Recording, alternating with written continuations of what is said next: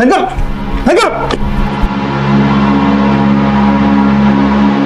কার কোনো সমস্যা আছে? না ভাই। গুড। আমার সমস্যা আছে, আমার সমস্যা আছে। দেখছস, বিরিয়ানির গন্ধ পেলে কুত্তা পেলে। হ্যালো গাইস, আসসালামু আলাইকুম। রক্তজবা নাটকে আমরা দেখতে পাই কলেজ ক্যাম্পাসে নায়ক নিলয় আলমগীর তার দলবল নিয়ে বাইক নিয়ে কোথাও যাচ্ছে।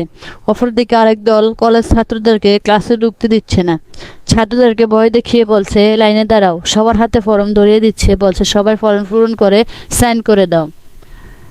এক ছাত্র জিজ্ঞেস করলো, বাইক এটা কিসের ফর্ম? বলতে তার মাথায় থাপ্পড় দিয়ে বলল, 4 বছর যে ক্যাম্পাসে থাকবা এটা প্রোটেকশন কে দিবে?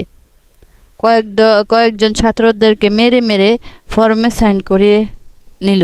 ঠিক তখনই নিলয় আলমগীর আসে, বলে কি করছস তুই এসব? জোর করে ছাত্রদেরকে তোর দলে ঢুকাতে পারিস না, এটা নয়, সঙ্গত নয়।